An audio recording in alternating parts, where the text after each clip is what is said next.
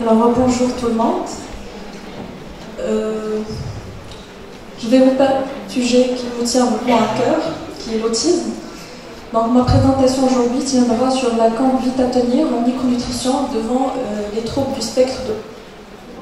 Je pense qu'il y a un problème sur le micro, est-ce que je peux le changer?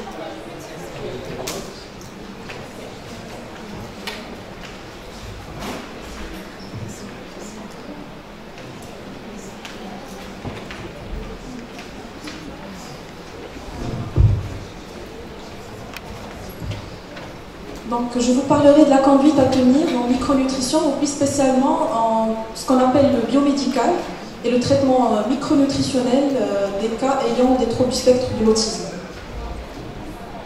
Alors, on ne parle plus d'autisme ou de troubles envahissants de développement, mais on parle actuellement de troubles du spectre de l'autisme ou alors troubles du spectre autistique, ce qui convient à la variété et la spécificité des symptômes des cas autistiques.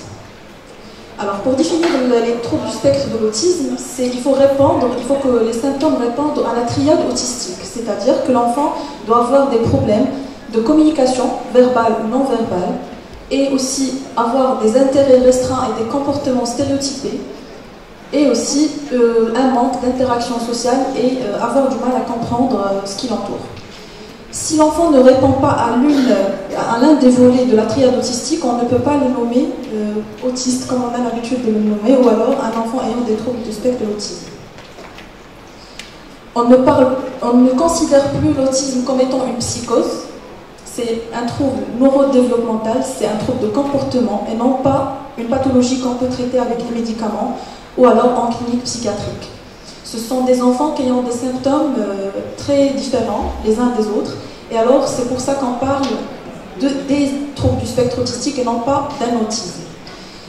C'est un trouble de comportement qui touche 4 garçons pour une fille. Il y en a qui se posent la question pourquoi plus les garçons que les filles. Alors durant ma recherche scientifique, j'ai trouvé pas mal d'articles qui parlent de l'intoxication aux métaux lourds, surtout le mercure, qui bloque le langage, la parole, etc., qui cause des troubles du symptôme autistique. Chez les garçons plus que chez les filles. Pourquoi? Parce que le taux de testostérone chez les garçons il est beaucoup plus important que chez les filles. Au Maroc, on n'a pas des études épidémiologiques assez avancées pour pouvoir annoncer des chiffres officiels, mais le collectif Autisme Maroc a annoncé un chiffre de 340 000 cas au Maroc, il n'y a pas longtemps, dans le début des années 2000. Et puis ça touche une personne sur 132 au monde et une personne sur 50 aux États-Unis. Il faut dire que le manque des professionnels spécialisés en autisme et le fait qu'on a du mal à diagnostiquer les cas, ou alors les cas des fois restent cachés chez eux, il y a des parents qui n'annoncent pas le diagnostic de leur enfant, etc., prend place et se met face à un bon chiffre et un chiffre correct en termes de prévalence. Par contre, aux États-Unis, ils sont très avancés dans ce domaine, ils font des études de plus en plus fréquentes, et du coup, on a des chiffres qui sont très élevés par rapport aux autres chiffres que j'ai annoncés avant. Donc, c'est un cas sur 50 aux États-Unis.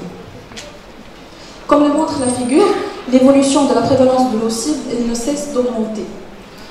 En 2010, c'était un cas sur 68. Ça, c'est aux États-Unis. Et puis, c'est un trouble de comportement qui est multifactoriel.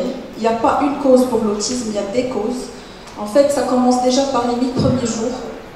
C'est la clé d'ailleurs pour la prévention, pour toutes les pathologies qui existent, que ce soit obésité, diabète, maladies cardiovasculaires et aussi l'autisme. Durant les 1000 premiers jours, comme l'environnement du papa et de la maman, avant même d'être mariés, puis à la conception, la grossesse, comment ça s'est passé, le mode d'accouchement, si c'est par voie basse ou par voie césarienne, l'environnement de l'enfant, est-ce qu'il a été allaité au sein précocement, ou alors allaitement mixte, ou alors il n'a pas bénéficié carrément de l'allaitement maternel, qui est vraiment très important pour la flore intestinale.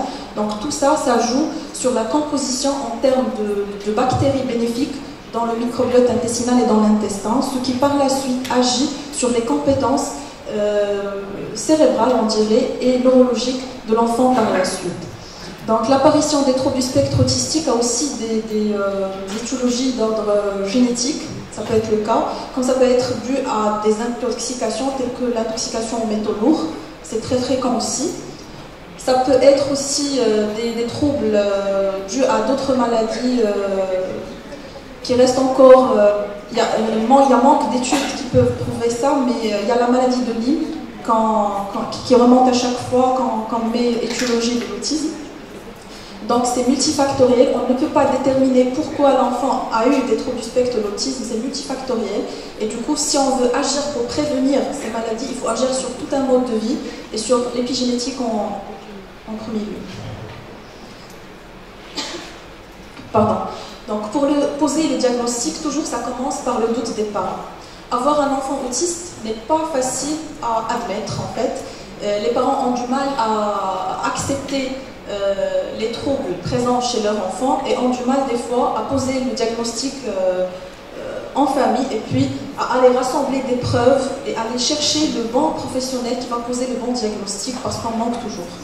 Il faut en parler avec le médecin de famille ou le pédiatre de l'enfant et à savoir et trouver un pédopsychiatre dans la région qui est plus spécialisé dans les troubles du spectre autistique pour faire ce qu'on appelle la dose, qui est un test pour déterminer le taux et le degré de l'autisme chez l'enfant. Et puis après, contacter une association serait une bonne option. Les symptômes sont très variés. Alors, il ne faut pas avoir un ou deux symptômes pour être nommé un enfant avec des TSA. Mais il faut avoir plusieurs symptômes tels que les écolalies, le manque de jeu imaginatif, le fait de faire des stéréotypies, les intérêts restreints, etc. Donc il faut vraiment que ça touche la triade autistique, communication, interaction et intérêt. Donc les symptômes de l'enfant avec autisme, en plus des caractéristiques diagnostiques spécifiques, il y a d'autres symptômes qui sont non spécifiques à l'autisme, mais qui sont tout aussi handicapantes, telles que la sélectivité alimentaire, les troubles digestifs, etc. Et tout ça, ça cause par la suite la colère, l'anxiété, le stress et tous les troubles de comportement qu'on voit souvent inadaptés et présents chez ces enfants. Donc l'autisme s'accompagne souvent de nombreuses manifestations, dont des problèmes alimentaires.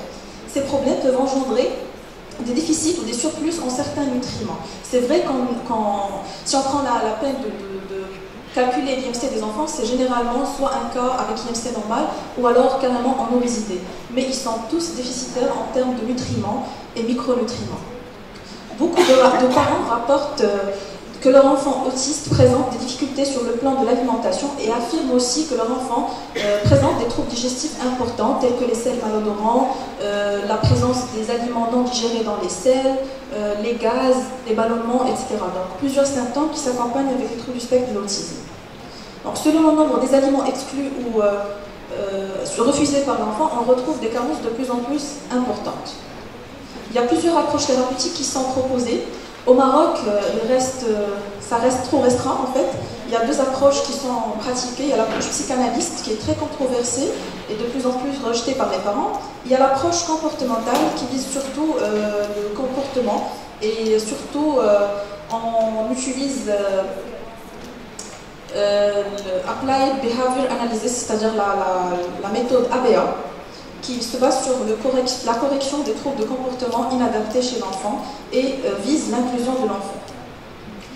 Il y a aussi l'approche micronutritionnelle qui reste encore méconnue et pratiquée surtout par des professionnels de la santé qui viennent de l'étranger, mais rarement du Maroc. Les troubles alimentaires étant présents peuvent être très lents à traiter, et donc c'est un traitement et une approche qui va durer des années.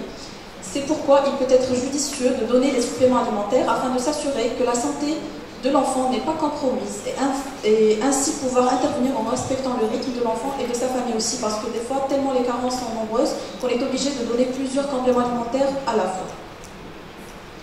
Deux questions qui guident systématiquement vers les meilleures modalités de traitement pour un patient donné, chacun selon son cas, selon ses bilans, etc. On se pose deux questions. Existe-t-il un besoin particulier à couvrir chez l'enfant ? Et existe-t-il quelque chose à éviter ou à éliminer chez ces patients, tels que les allergènes, les substances toxiques, les substances auxquelles il est intolérant, etc. Alors la clé, c'est l'intestin. Tout commence par l'intestin. Ayant une dysbiose intestinale, présence de bactéries, présence de bactéries pathogènes et d'espèces des fois très complexes, telles que le Clostridium difficile, telles que le Candida albicans, etc., rend l'intestin des enfants TSA inflammé.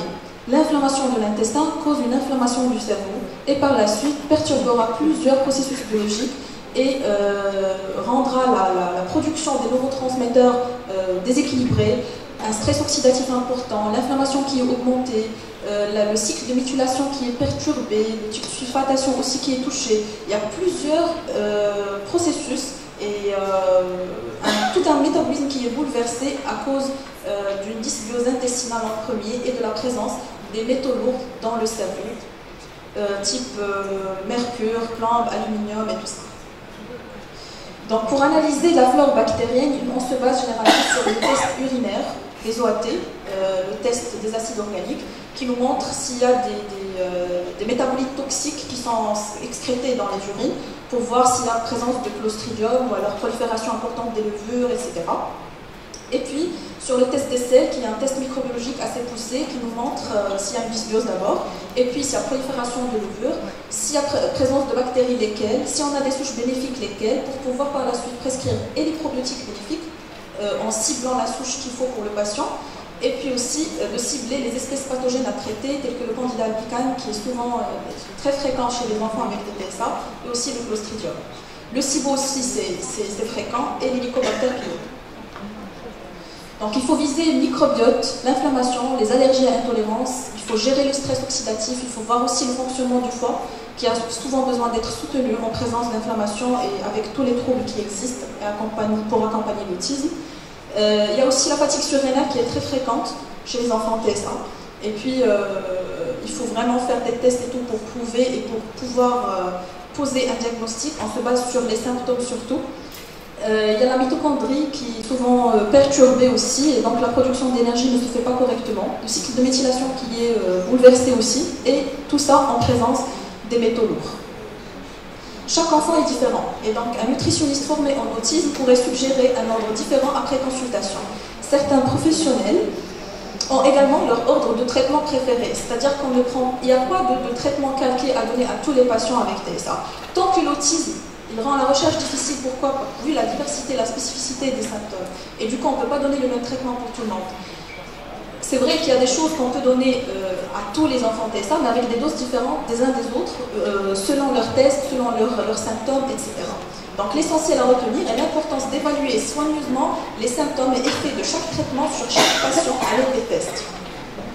Les traitements proposés, alors, il y a différents types de régimes. Il y a le régime santé qui se base sur, généralement, un régime santé, c'est-à-dire un mode de vie sain, sans farine blanche, avec plus de fibres, etc. Avec zéro produit emballé, zéro produit levure chimique pour éviter la prolifération davantage de levures dans l'intestin, etc. Sensibilité alimentaire allégée, c'est-à-dire qu'on voit le test des intolérances alimentaires et des allergies pour pouvoir juger quels sont les aliments à exclure de l'alimentation de l'enfant pour pouvoir gérer sa sensibilité intestinale, gérer son inflammation intestinale et puis gérer son comportement par la suite. Le régime sans caséine, sans gluten, c'est très connu dans le monde de l'autisme, mais alors c'est pas le régime à appliquer à monsieur tout le monde. Il y a des enfants qui ne sont pas tolérants à la caséine, il y a d'autres qui sont intolérants au gluten et non pas à la caséine, et vice versa. Donc il faut vraiment voir les symptômes.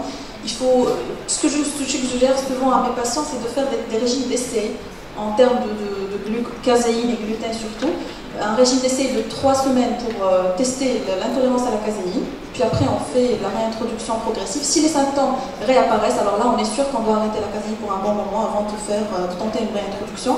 Et puis pareil pour le gluten. Mais le gluten, on doit mettre un régime en place pendant 6 mois, strict, sans aucun écart, pour pouvoir juger si vraiment l'enfant est intolérant au gluten ou pas.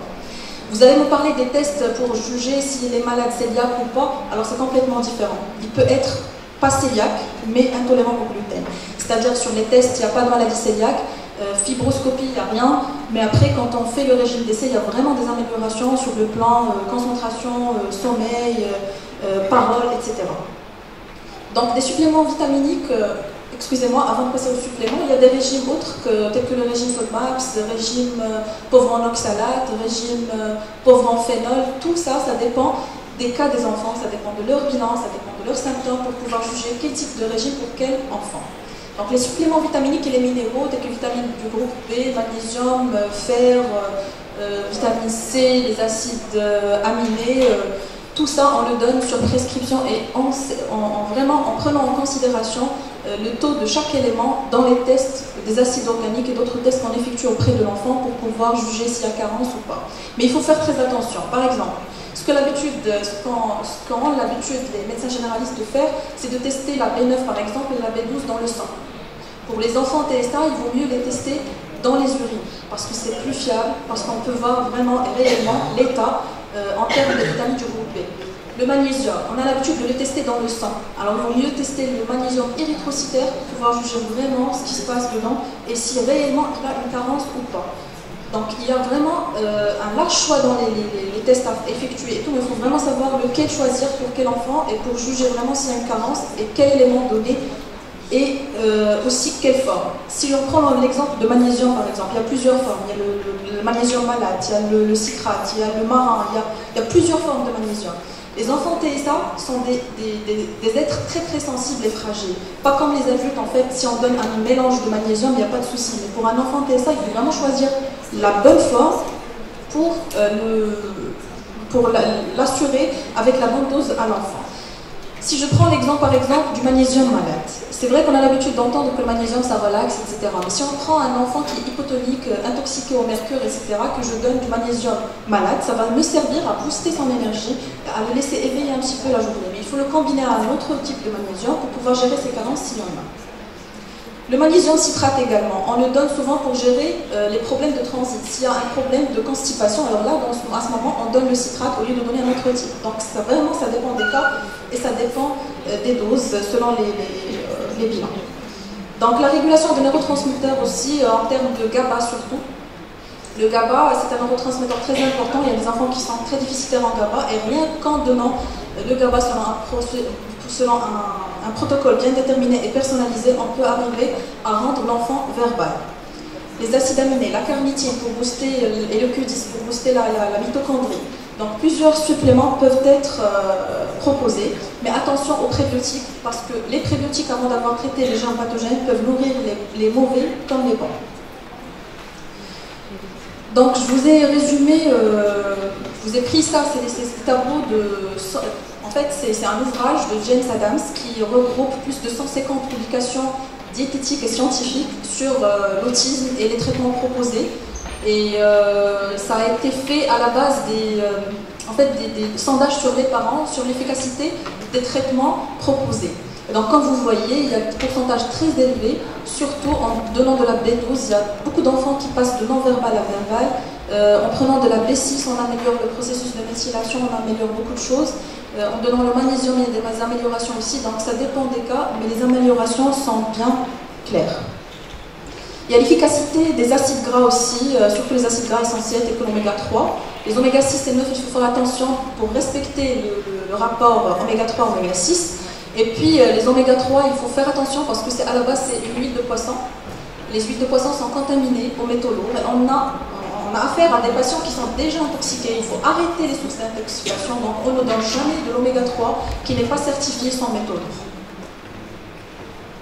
Il y a aussi les enzymes digestives qui peuvent améliorer considérablement et la digestion et le comportement de l'enfant. Surtout chez les enfants chez qui on retrouve des ballonnements, des gaz malodorants, des selles malodorants, des morceaux d'aliments dans les selles, etc. Alors là, ça peut vraiment changer la totalité et faire vraiment un bon progrès. Il y a aussi l'utilisation des antifongiques, antibiotiques, etc. Ça, c'est purement médical. Et on le fait à la base des bilans pour choisir le bon traitement qui va vraiment être efficace pour l'enfant.